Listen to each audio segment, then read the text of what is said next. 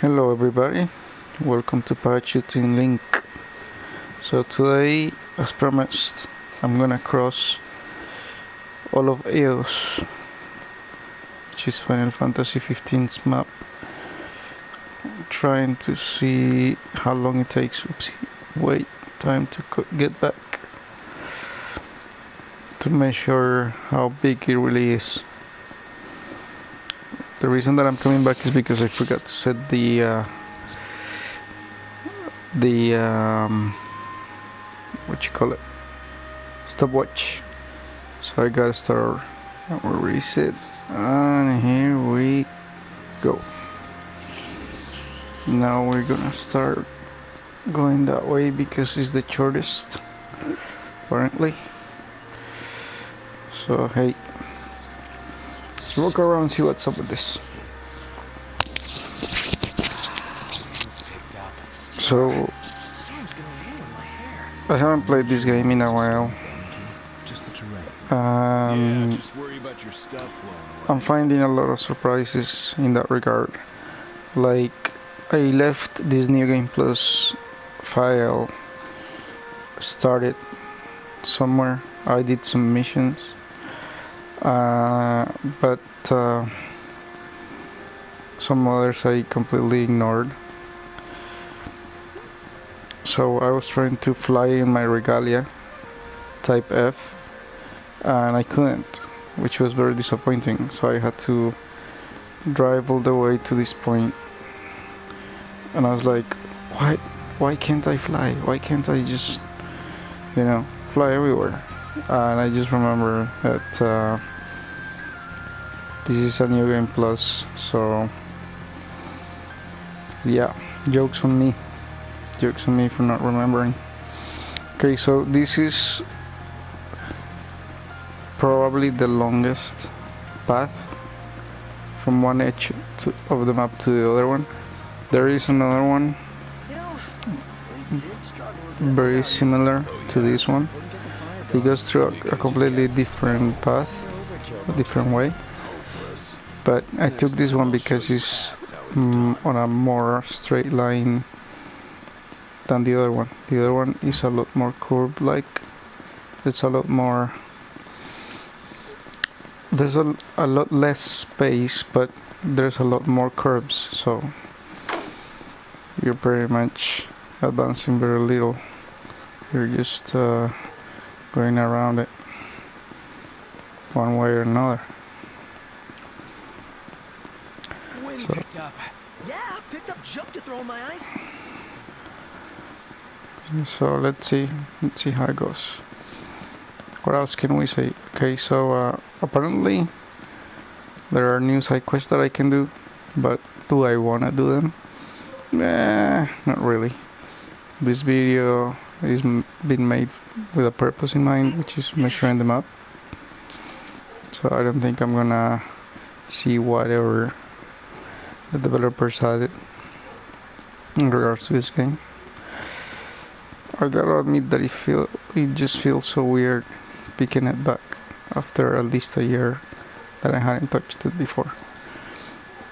I had to even install an update, and I thought maybe something cool was gonna come, like new decals, new paint jobs for the car, but no, nothing of the sort. Just same game, a few side quests that I wonder what they are, and of course the online components that I'm not gonna use because I'm not dying to play with other people to begin with. Also, I don't have PS Plus, so I couldn't play with people even if I wanted to. What else is there to be said about the update? So yeah, the Magitech armor, which I don't really want to use. I don't see the reason for me to use it. How far are we going? Oh yes, the Regalia Type D looks horrendous. and I thought it was gonna play better. Well, it just like it does its job, but I thought that you could actually go anywhere you want it. You don't. You can go into like canyons, parts of the map where you weren't supposed to, because the regalia wouldn't leave the track, like the proper road. But even when you go off-road, you're limited. You can't just climb any wall. No, it's like whatever the regalia with its engine could climb. That's pretty much where you go, except you have the bigger wheels, of course. The jump option does gives you a little bit of a more freedom. It does give you more freedom in the sense that you can jump obstacles and climb stuff that it would be impossible without the jump button. But I didn't find it that entertaining, to be honest. Take it in. Also, your car gets damaged if you crash too much, or if you jump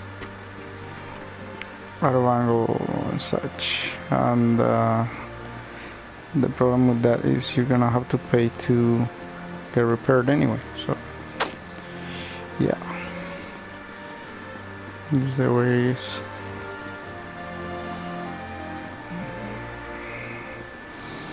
Now,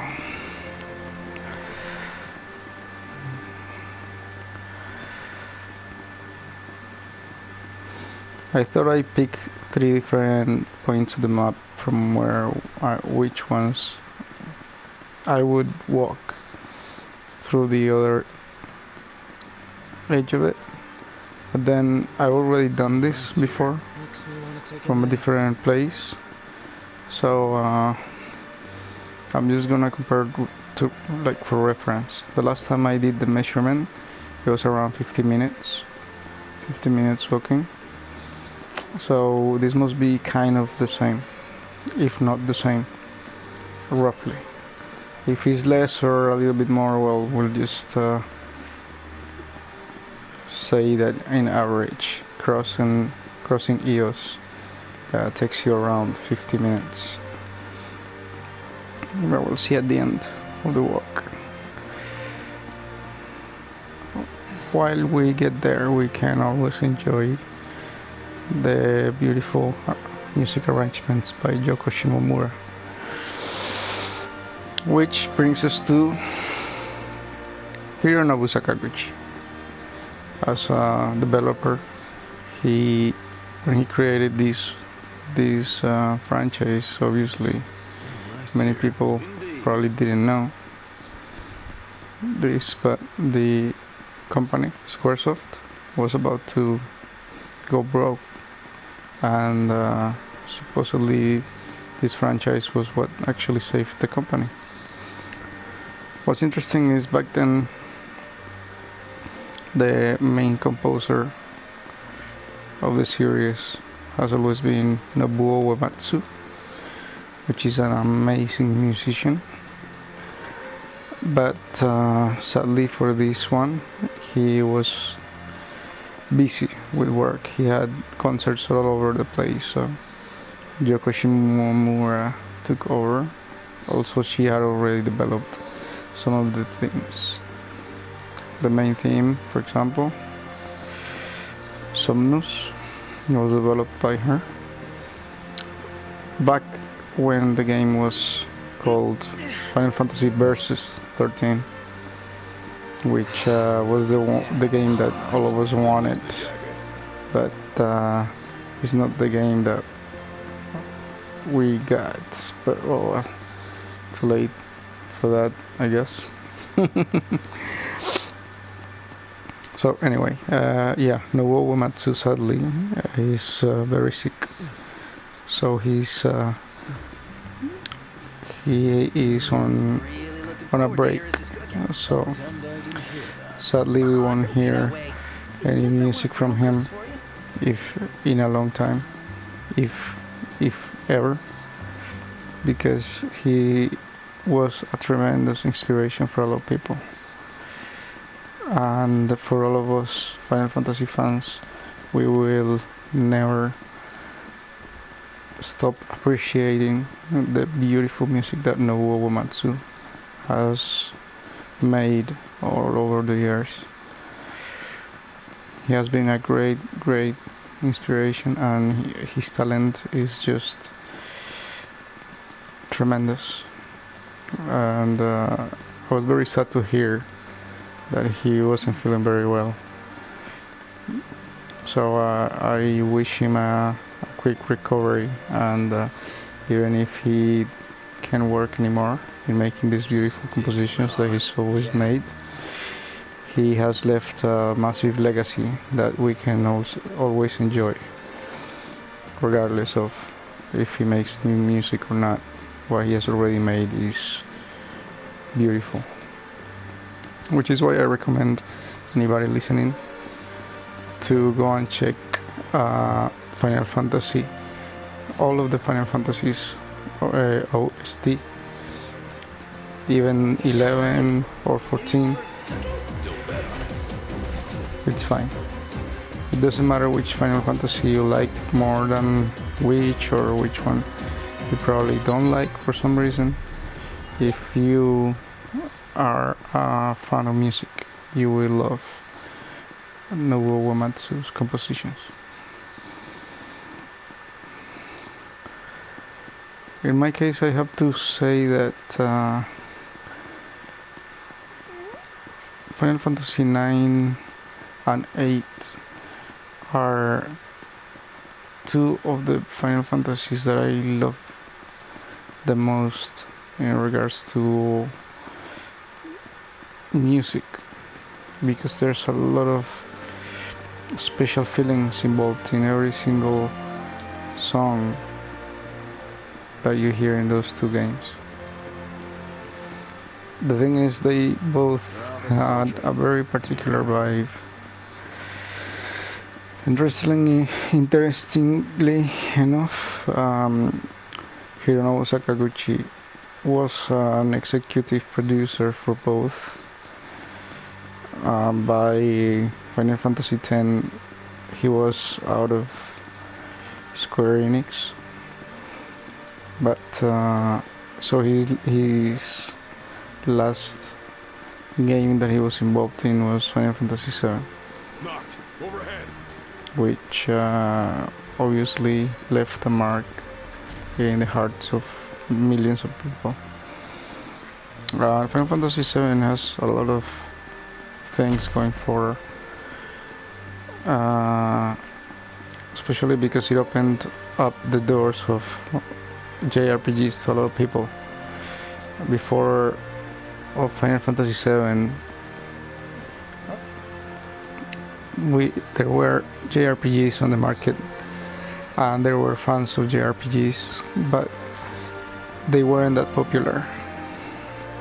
But with the arrival of Final Fantasy VII, everybody got to know about the genre, and games that came out before and after it benefited from that boost in popularity that Final Fantasy VII opened for everybody else. And it's amazing how much Final Fantasy VII influenced modern JRPGs even. One of the things about Final Fantasy VII that to me are is one of the most special things is the materia system, because every single character in your party could be anything that you wanted, depending on what you equip them with. One could be your summoner, one could be your black magician, one could be your mage, your white magician, one could be a fighter, you could a warrior. Everybody could be a different thing. Or if you just mix and match, you could have them all have everything, which is what I did in my first playthrough. I had the three members of my party had cure, materia. So whoever it was that had the chance to cure the others, above us! Thanks. they would. And if I could, I would have an all material as well. So just with one cure, you could cure the entire party, which was very convenient. There are so many all material all over Gaia that you can just pretty much use it with every other materia. The only thing that you're gonna be missing are slots, which is one of the things that made the game balance in a way, because when you start the game, the weaponry and equipment that you get, the armor, has a very limited number of slots, which means that you can only equip a very limited number of materia, so you have to prioritize. This is where the game made it kind of mandatory for you to choose who was gonna do what. Not everybody could have all the materials because none of them would have enough slots. I'm starving. So that's when you had to split. Yes, you could have them all curing, but at some point one of them would have to have one of the magic or all of the magic, some of the summons or all of the summons. What's tricky about having to select who was what in the game was the fact that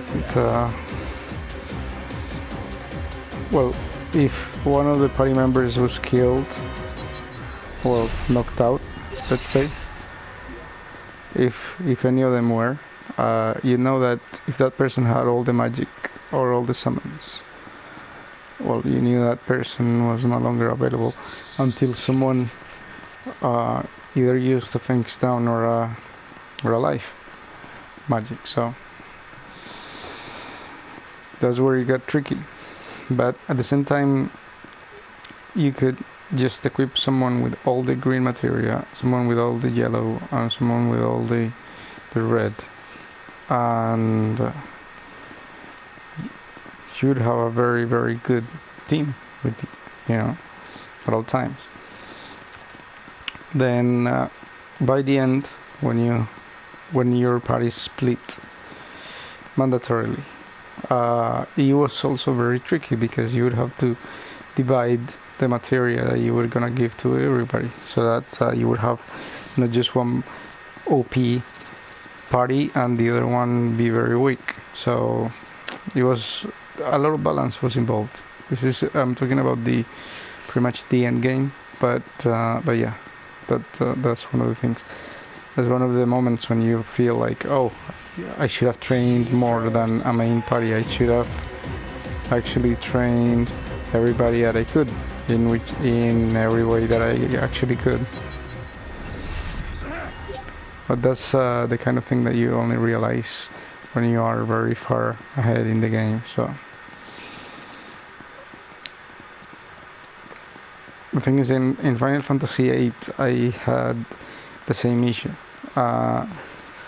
Because my main character was obviously Squall with his abilities, Renzo Kuken.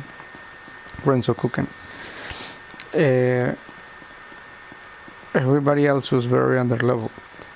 Even when I had to switch party members for plot reasons, it was basically Squall would get rid of everything, and everybody else was just there waiting, and me hoping that they weren't gonna get killed, because Squall would get most of the experience and then level up.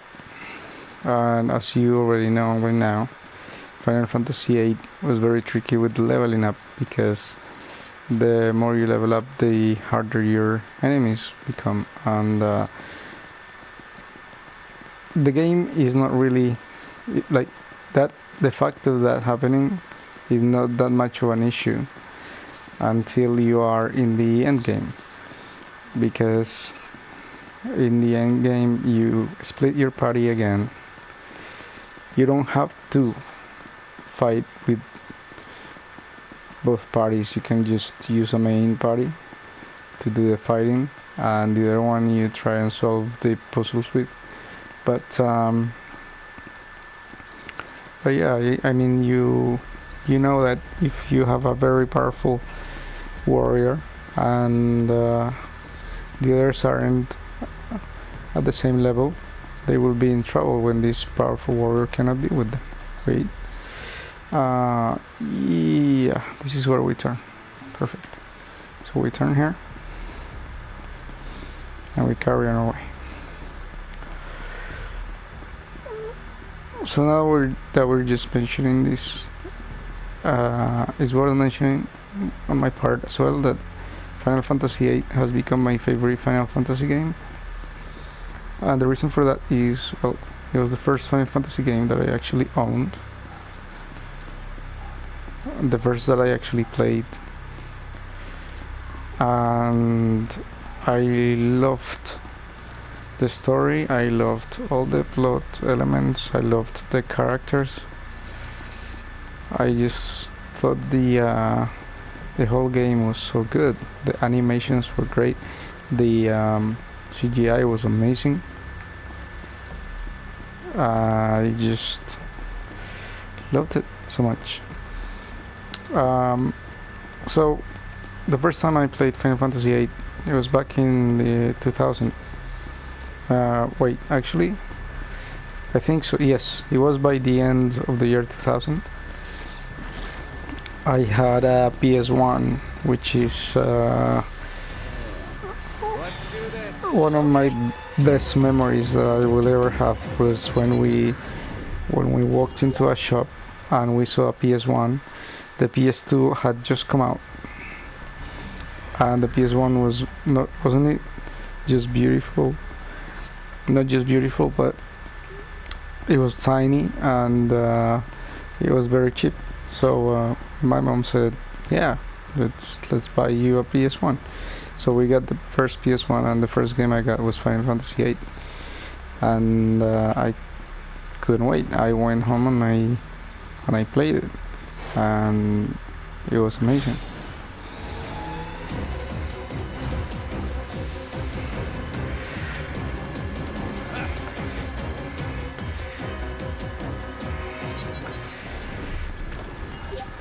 So that memory will always stay with me.